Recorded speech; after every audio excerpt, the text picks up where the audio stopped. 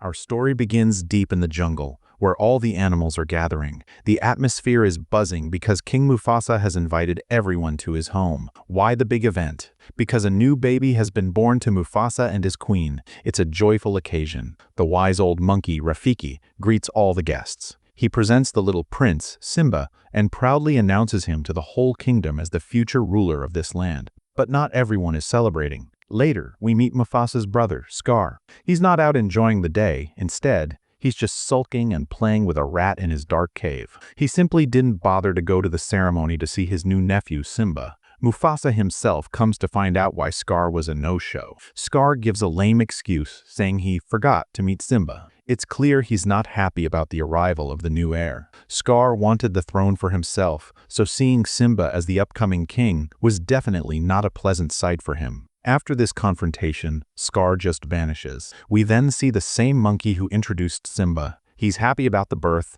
and to celebrate, he draws a cheerful picture of Simba on a tree. The next morning, little Simba is shown getting up early, because his father had promised to follow him wherever he goes that day. Simba eagerly wakes his dad, and soon after, they reach a high cliff. From that vantage point, Mufasa shows Simba the entire area. He tells him that he will rule all of it in the near future. He explains, "You'll have to manage this entire area from all sides." His father immediately forbids him from visiting that one place. The two of them were having a really good time together. Suddenly, Mufasa's loyal bird, Zazu, arrives. He lands and tells Mufasa about an urgent task. Mufasa has to leave and tells Zazu, "Take Simba home." On his journey back home, Simba meets Scar again. Simba excitedly tells Scar that he and his father explored the whole kingdom. Scar slyly asks about that deserted area. Simba responds that his father told him he absolutely couldn't go there. Scar then tries everything to manipulate Simba into going. He tells Simba that it's a place where all the grown-ups go,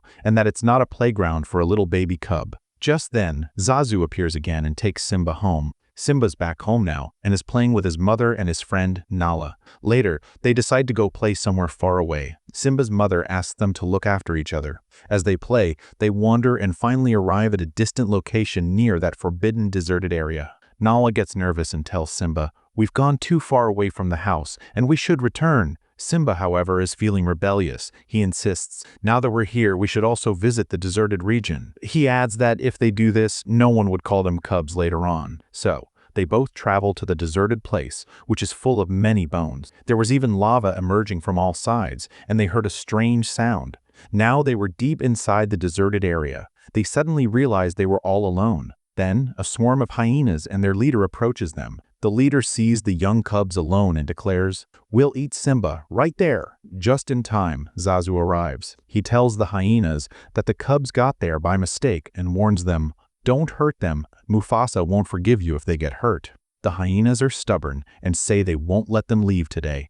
Zazu bravely attacks them and tells both Simba and Nala to flee. They manage to run out of the area and hide in a nearby tunnel. When they peek out, all of the hyenas have surrounded them. But just before the hyenas can attack, Mufasa arrives. He is furious and beats them a lot. He gives a strong warning to their leader. "I'll never forgive you if my son is hurt." She quickly apologizes to Mufasa, and the hyenas all leave. Later, he tells Zazu to take Nala home because he needs to have a word with Simba.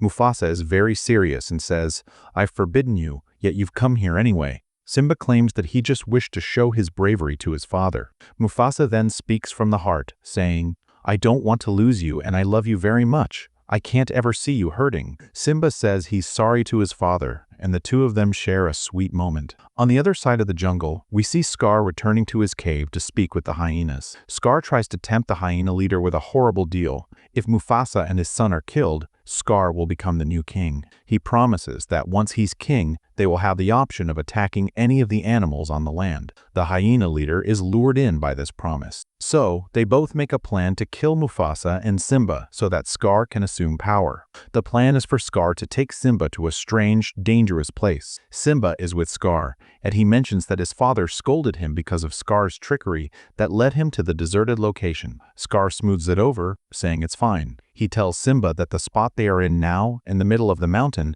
is a place where he can practice roaring a lot. Simba, wanting to roar, pays attention to him, and begins to let out little roars. This was all part of Scar's plan. Scar quickly goes to Mufasa and tells him a terrifying lie. Simba is trapped between the mountains, and there are a lot of wild animals stampeding there. Mufasa runs immediately when he hears this. Zazu flies through the air, trying to locate Simba. Simba manages to climb a tree in an effort to escape the stampede.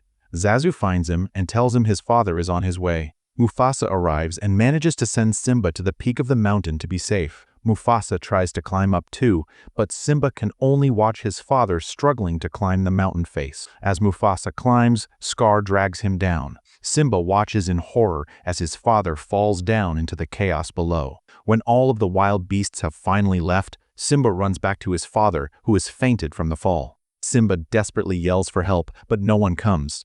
After a while, a heartbroken Simba sadly lays down next to him. Then, Scar arrives. He acts as though he has no idea what happened. He tells Simba that because of what Simba has done, Mufasa is no longer alive. He cruelly holds Simba responsible for everything. He tells him that this is how his mother will feel about him too. Scar twists the knife, saying that Simba probably killed his father because he wanted to be king. Simba is terrified and asks Scar what he can do now. Scar tells him to leave and never return. Simba, filled with fear and guilt, does as he is told. As Simba flees in terror, Scar sends the hyenas after him with orders to murder him. The hyenas are seen following Simba. Simba is running and falls from the top of the mountain. The hyenas, seeing him fall, believe he has died. However, he was actually hidden behind the mountain. Scar goes to Simba and Mufasa's family to inform them that they are no longer living. He says he would have gone to help Mufasa if he had known he needed it. When all the animals learn about this tragedy, they become sorrowful. Scar then reassures them, saying, "I will be your new king, and you should not be afraid. I'll take care of everything." Zazu and the monkey were observing from a distance. They too believe Simba has passed away. Meanwhile, we see that Simba has traveled a long way from his home. He has arrived in a desert where he collapses from exhaustion and sleeps. Soon, many wild birds come to try and eat him, thinking he is dead. We then observe an animal named Timon and his friend Pumbaya approaching from afar. Timon is terrified when he realizes the dead animal is a lion cub. Pumbaya, however, suggests that they should help him and let him join their team. They manage to scare away all of the wild birds. When Simba wakes up and stands, Pumbaya tells him, "We have saved your life by putting our lives at risk." Simba, still heartbroken, asks, "What would have happened if I had died?" Timon and Pumbaya are shocked and ask why he is speaking this way. After Simba tells them his sad story, they invite him to join them. Simba agrees and joins them. They lead him to a beautiful forest. Simba, being a lion, says, "I'm quite hungry and I could eat the whole deer." Timon and Pumbaya sadly tell him that if he has to live with them, he must eat what they eat, meaning bugs and grubs. All the other creatures in that forest are terrified, saying, "You have brought a lion cub here, he'll eat us afterward."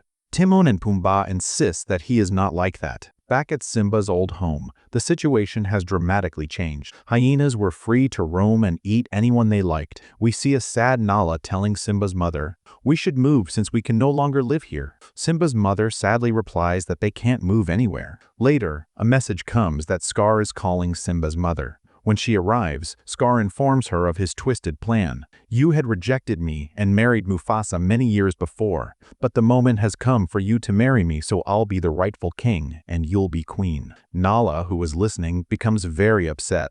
At night, Nala plans to run away to request help, and she does so. Simba, meanwhile, is having fun with Timon and Pumbaa in their lush forest. He looks after all the smaller animals who are still a little scared of him. One day, while he is playing, he leaps up, and his hair reaches the old monkey, Rafiki, who is flying through the air. The monkey immediately understands that Simba is still alive. Timon and Pumbaya are playing when they detect a noise. Nala had arrived and attacked them. They scream and run. Before Nala can hurt them, Simba asks for her help. Simba and Nala fight first, but they soon recognize each other. When Nala sees that Simba is alive, she is overjoyed.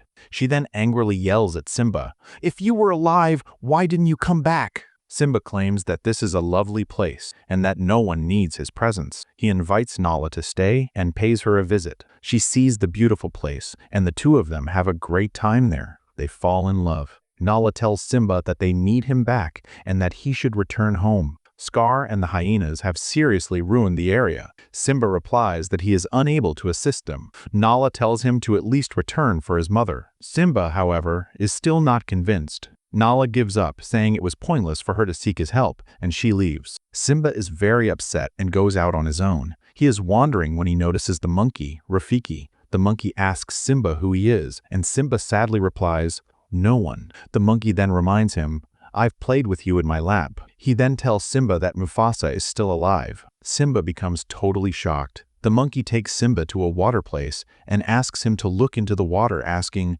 "Can you see your father here?" When Simba peeps into the water, he sees his dad's reflection. From the heavens, he hears his father's voice say, "You're a lion. You're my son, and I was proud of you when I was alive. Remember, you're a king, and you have a responsibility to help others." Simba gets a massive surge of self-confidence, and his father's voice gradually fades away. Simba tells him not to leave, but his father says that he will always be with him. When the monkey asks him who he is now, he replies, "I'm Simba, Mufasa's son." Simba notices that their home has become much worse. There isn't a single tree left, and there's nothing to eat. Even the water was short, and hyenas roamed the area freely. When Simba arrives, he notices Scar behaving badly with his mother. Simba appears and tells him that he is not allowed to speak to his mother in that manner. When Simba's mother sees him, she is overjoyed.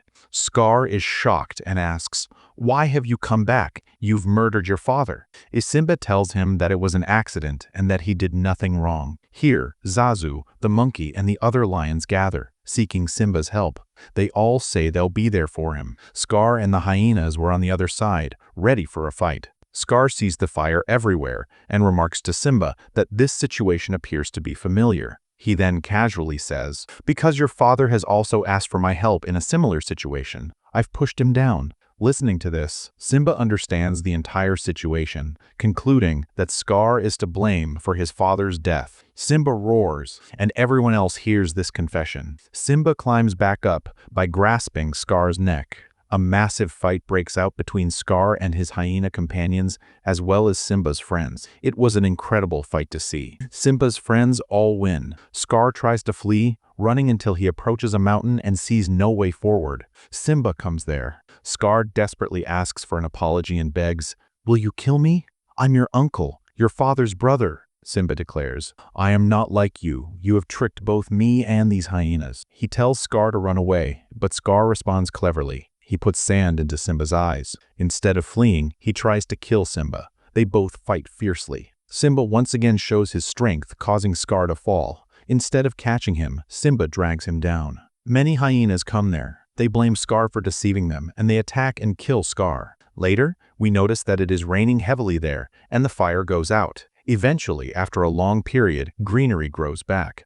The forest becomes beautiful once more. We see Simba as the new king and Nala as the queen. They both have a baby. The wise old monkey meets the newborn and introduces the child to all the other animals. The film ends here, with a new generation beginning.